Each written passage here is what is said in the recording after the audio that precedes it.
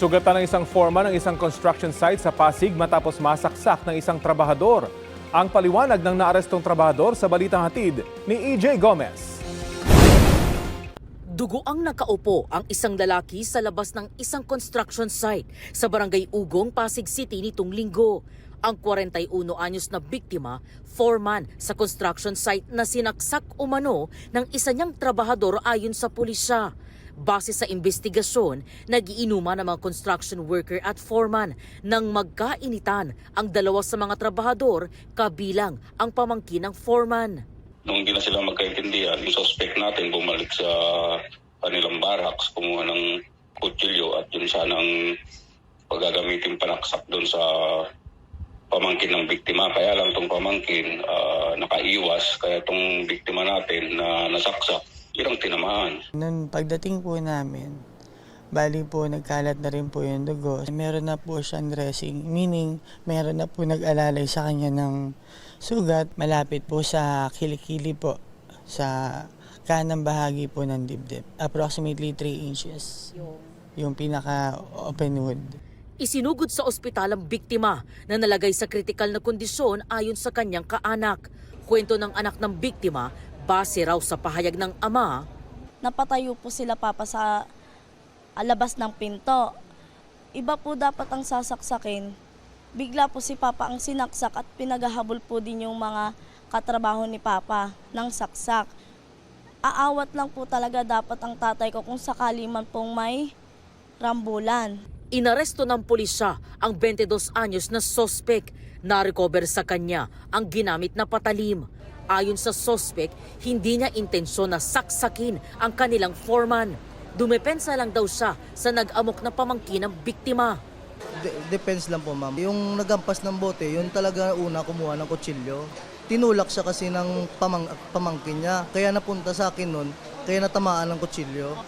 Pasensya po sa nangyari po na gano'n, na nasaksak po siya. Pero wala po akong balak, nasaksakin po talaga siya. Sa Pasig City Police Custodial Facility, nakadetain ang sospek na maharap sa reklamong frustrated homicide. EJ Gomez, nagbabalita para sa GMA News. Patay ang isang senior citizen matapos hampasin ng kahoy sa barangay Poblasyon sa Mangaldan, Pangasinan. Ayon po sa kaanak ng biktima, mag-isa lamang noon ang 85 anyos niyang hipag sa loob ng kanyang bahay. Na-recover ng mga otoridad sa crime scene ang ginamit na kahoy sa krimen. Ayon sa pulisya, posibleng may kinalaman ang motibo sa pamamaslang sa natanggap ng biktima na cash gift bilang senior citizen. Mayroon na silang person of interest pero tumangging magbigay ng karagdagang detalye habang nag-iimbestiga.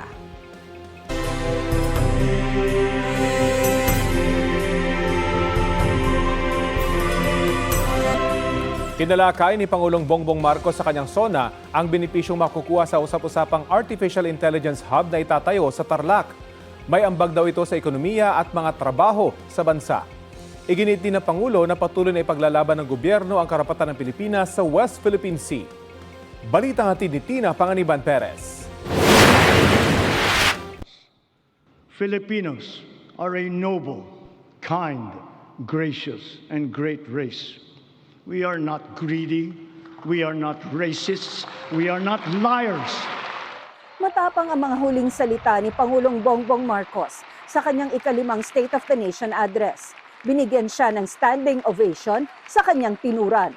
Hindi tinukoy ng Pangulo ang pinatutungkulan niya, pero binanggit ang anyay banta sa dignidad at respeto sa sarili ng mga Pilipino. We are respectful and we are dignified. We are Filipinos and we do not yield. Kasunod niyan, iginiit ng Pangulo na patuloy na isusulong ng gobyerno ang 2016 Arbitral Award na nagpatibay sa mga karapatan ng Pilipinas sa West Philippine Sea sa ilalim ng United Nations Convention on the Law of the Sea o UNCLOS. Patuloy anyang gagamitin ang anumang mapayapa at legal na paraan laban sa mga magtatangkang sirain ang tagumpay na ito. We give honor to our armed forces, the Coast Guard, even our fisherfolk, who all continue to patrol and plow our seas in the face of great risk. To them, we owe collective gratitude and appreciation, for it is they who give life to the letter and spirit of the Arbitral Award. Bago yan, itinampok ng Pangulo ang maayos na pakikipag-ugnayan ng Pilipinas sa ibang mga bansa na magandaan niya ang bunga sa ekonomiya. Because of these international engagements, the Philippines now has 23 free trade agreements in force or under active negotiations with other countries. We have also maintained export competitiveness for our indigenous farm products such as ube, coconut, bananas, other tropical fruits. And we have now ventured into new invaluable ones like enoque mushrooms. Over the past 3 years, more than 6 trillion pesos in investments have been facilitated through our green lanes. These are estimated to create over 400,000 jobs for our fellow Filipinos. Isa sa ipinagmalaki ng Pangulo ang pakikibahagi sa Pax Silica Initiative na pinangungunahan ng Amerika. The Pax Silica Industrial Hub will create an ecosystem that will have AI at its core. It will bring quality jobs to our people, accelerate our industrial competitiveness, and revitalize our economy. Pero patuloy ang pagpuna ng iba't ibang grupo saan nila'y hindi binabanggit na magiging epekto ng proyektong ito at maaaring idulot na pinsala sa mga lupain, kalikasan at kabuhayan ng mga magsasaka. Sa sektor ng edukasyon, sabi ng Pangulo, patuloy ang pagpapalakas sa senior high school curriculum. Patunay anya ang tumataas na kalidad ng kolehiyo sa bansa. Ngayon, 140 kolehiyo na ang pumasok na sa World University Rankings. At lagpas kalahati sa kanila ay state at local universities and colleges kung saan libre ang matrikula. Para mahikayat ang kabataan na magtapos ng kolehiyo, ang tanggapan ng Pangulo ay naglaan ng 100,000 piso para sa 5 estudyante sa bawat barangay sa buong bansa. Sila ngayon ang ating presidential scholar. Sa mga mas batang mag-aaral, mabisang suporta, sabi ng Pangulo, ang nagpapatuloy na school-based feeding program. Sa programang ito, mapapakain natin ang mahigit 4.2 milyong kinder at grade 1 at mga mag-aaral na grade 2 at pataas na mga lubos na nangangailangan ng nutrisyon. Higit pa sa maayos na edukasyon na nawagan ng Pangulo sa pagpapaigting ng proteksyon sa mga bata. We must protect them from the harmful influences and forces that exploit their vulnerability. The corrosive influence of fake news, the unfettered exposure to pornography, even to minors, the constant depiction of casual violence, and the toxicity and hate culture pervasive in social media. These pernicious influences lead to issues of their mental health, rise in teenage pregnancies, and HIV/AIDS cases, and other extremely harmful consequences. Nagpaabot ng pakikiramay ang Pangulo sa mga magulang at kaanak ng mga mag-aaral na nasawi sa karahasan. Kabilang dito ang mga biktima ng pamamaril sa isang high school sa Tacloban City. To the parents of Chris Lawrence Fabian, Joyancy Separa, and Ayesa Nicole Dazo, we are all so very proud of the unflinching bravery and heroic virtue that you have instilled in your children. They are an inspiration to us all. Their courage and their selflessness, true Filipino qualities, are the virtues that these trying times call for. Binigyang diin ng Pangulo na ang pagtutulungan ng pamahalaan, law enforcement, komunidad at Department of Education para sa seguridad ng mga paaralan.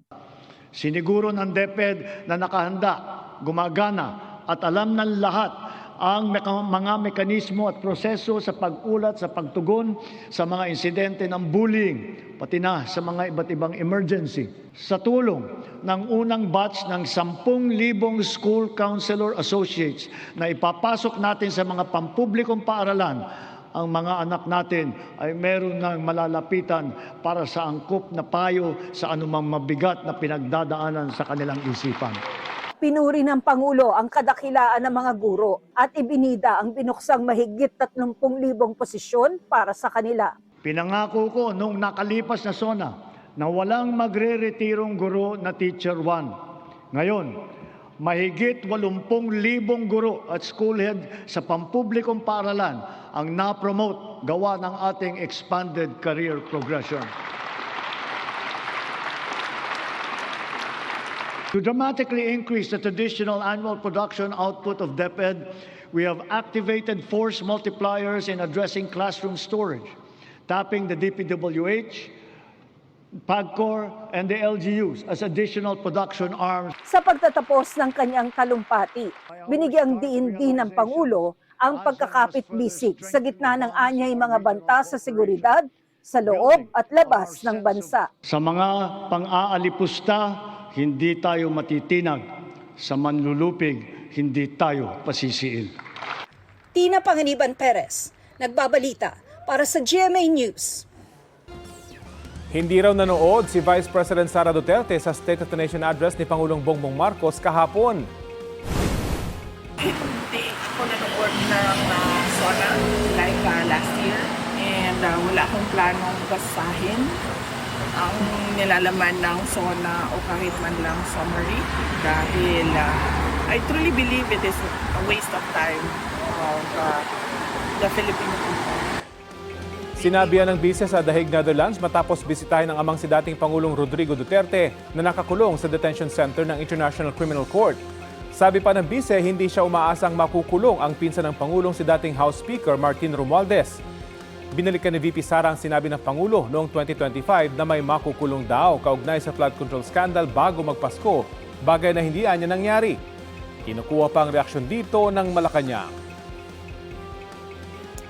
Sinabi ng Pangulo kahapon na ang edukasyon ang nangunguna sa kanyang administrasyon. Kaugnay niyan, makakapanayin po natin si Second Congressional Commission on Education o EDCOM 2 Executive Director Carol Marquis. Magandang umaga at welcome po sa Balitang Hali. Good morning, Ms. Connie. Thank you for having us to talk about the son of the President yesterday. Yes, sir. Ito nga po, satisfied po ba kayo sa mga nabanggit ng Pangulo sa kanyang SONA pagdating po sa education sector naman? Of course, we are glad na sinabi pa rin ng Pangulo, inulit niya na priority niya, pinakamataas na priority niya ang education, tulad ng sinabi niya last year sa SONA. Tapos welcome din naman yung expanded career progression na na-promote na yung mga teachers natin finally, na dati ay 12 years. Tapos sinabi din niya yung importance ng TVET at ang kalagahan ng skills development kasi magandang pag-enlighten yan sa ating kabataan. Pero syempre, may mga hinahanap tayong sagot. Yes, na-expand po natin ang school-based feeding program, pero na ang ugat po nito ay stunting sa first 1,000 days, so 0 to 2 years old. At doon po medyo kulang pa yung atensyon at talagang trabaho natin. Nakita po natin for the first time in decades, umakyat ulit ang stunting rate natin to 25%. Ang mahirap po sa stunting, irreversible ito pagdating sa damage sa cognitive development. So maganda na lumalawak yung mga feeding programs, pero yung first 1,000 days, ito po ang pinakamahalaga pagdating sa nutrition. Ikalawa, hinahanap din po natin, and we were looking forward to hearing more of the President's directions when it comes to illiteracy kasi we are still in a learning crisis. Lumabas po sa datos ng DepEd na yung grade 11 noong February, 88% of them are struggling readers, still cannot read for their grade level. So ano yung plano, direksyon, ano yung urgency natin para maiayos ito at matulungan ng ating mga estudyante? Doon po medyo naghahanap pa po tayo ng sagot. You've mentioned yung first 1,000 days ng isang bata ay napakahalaga para hindi magkaroon ng stunting dun sa growth nila. Yes. And this is a whole government approach. Ano ho ang tulong na ibinibigay naman sa inyo ng DOH patungkol po dito? Yung DOH po, kausap natin for several months. Actually, halos isang taon na tayo nag-uusap. Pero sa totoo lang, kailangang umupo ng sama-sama ng DOH, NNC, DILG at ng DSWD at DepEd para talagang kumpunuhin yung iba't ibang aspeto nito. Kasi malaki nito, bahagi sa DOH at NNC, tapos yung mga LGUs. Pero nung kausap po natin sila, marami pa rin confusion. Sino ba ang bibili? Sino ba ang gagastos? Sino ang magpo-procure? Sino ang magbibigay sa mga bata at mga magulang? Paano hahanapin yung mga magulang, marami pang question mark sa implementation ng batas. Kaya marami pang kailangan gawin ang DOH para tutukan ito bilang chair ng National Nutrition Council. Oo nga po, itong checklist po ninyo kasama sa hindi ho nabanggit yung konkretong aksyon para mabawasan ang admin work ho ng mga guro. Hindi pa rin ho ba yun nare-resolba? Kasi apart from this issue with DOH din, and then ito pa ho yung sa guro naman. Opo. Yes, ma'am. To be fair, marami na pong nagawa yung administration na sa ngayon, sa taong ito, bawat school may isa ng admin officer na tutulong sa mga teachers at principals. Pero isa lang po yun per school. So kulang na kulang pa yan, lalo na sa mga malalaking schools na talagang maraming estudyante, maraming paperwork. So yung mga teachers na kausap po natin, hinihintay pa talaga nila na maramdaman yung buong ginhawa sa pamamagitan ng pagdulot ng admin officers or pagpapadala ng admin officers, tapos yung pagbabawas ng school forms mula 174 school forms naging 75. Pero ang sabi ng mga guro, medyo madami pa rin daw. So yung mga kailangan nating siyasatin, alin bang mga forms ang talagang medyo mabigat gawin ng mga guro? Kasi sinasabi nila, hirap pa rin sila at hindi pa rin makapag-focus sa pagtuturo. Okay, so sa nalalabing 2 taon po ng Pangulo sa pwesto, nakikita ho ba natin na talagang mapapatupad pa kaya any of these programs po na nakakakaroon po kayo ng challenges? Yes, we are hopeful because of obviously with the hard work of DepEd, Ched TESDA, and the commitment of the President, and also the strong support for education in both houses of Congress. Talagang pinakamataas na budget para sa edukasyon this year. Tapos wala pong tigil yung trabaho ng maraming leaders natin tungkol sa edukasyon. Ang sana lang po, talagang tanggapin natin, hindi business as usual. We need to work with urgency. Kailangan mas bumilis pa po sa implementation kasi napakarami po nating hinahabol. Dekadang mga problema ang hinahabol natin pagdating sa stunting, pagdating sa illiteracy, pagdating sa pagde-deliver ng textbooks para sa bawat estudyante na hinahanap pa rin po ng ating mga teachers at ng mga mag-aaral, yung Inclusive Education Act tsaka yung anti-bullying, lalo na po dun sa balita nga po na pinakita kanina about yung school violence tsaka yung bullying na nangyayari sa schools. Hindi pa rin po fully nai-implement yung revised guidelines ng Anti-Bullying Act. So inaasahan po natin na sana mas lumalim at talagang maging epektibo yung implementation nito para maging ligtas ng mga lugar ang ating paaralan. Alright, marami pong salamat sa inyo pong oras na ibinahagi sa amin. Thank you, Ma'am Connie. Salamat din po sa lahat ng nakikinig at champions ng edukasyon. Yan po naman si EDCOM2 Executive Director Carol Marquis. Pag-alagalang lalaking yan na may dalang 2 patalim sa isang intersection sa Paris, France. May nakasaksi sa kanya umunong pananaksak sa isang babae kaya agad natawag ang pansin at binalaan ng maraming pedestrian. Ang ilang bystander sa lugar, lakas loob na kinuyog at hinuli ang lalaki. Isa rin naka-off-duty na pulis ang rumisponde. Ayon sa pulisya, may 2 iba pang babaeng nasaksak ang nasabing lalaki.